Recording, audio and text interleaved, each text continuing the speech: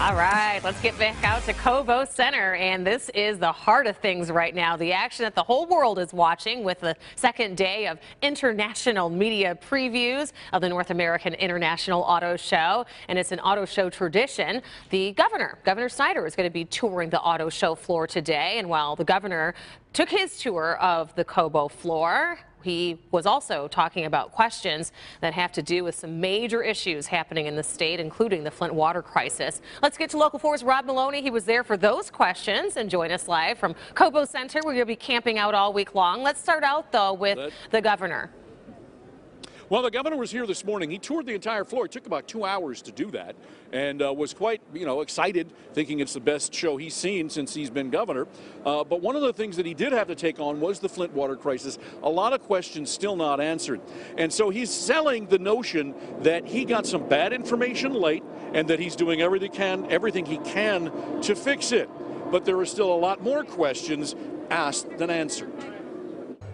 The governor came to the auto show to sell the idea Flint's water crisis is getting under control, that his relentless positive action is in effect in making a difference. Yet the biggest question involves the governor's understanding of the crisis and when that came. His former chief of staff, Dennis Muchmore, sent an email to the state health agency last July, fearing the state was blowing off Flint residents' water system concerns. Yeah, no, I would echo his concern, and the point is we got inaccurate information back from the people that responded. And we eventually got the right information, and we took prompt action when we got the right information. He said that happened last October. It's now January, and the state still hasn't gotten the Federal Emergency Management Agency involved. There's no delay. This is the normal process. Again, when you remember the floods here in Detroit, that took over 30 days to go through that process. It's about doing it in a prompt but efficient way. The governor's been reluctant to characterize the crisis and its impact on his administration. Well, today that changed. This is part of my legacy. I am responsible for the entire state and our operations, but there are many other good things going on, and we're working hard to recover from this in terms of doing the right things.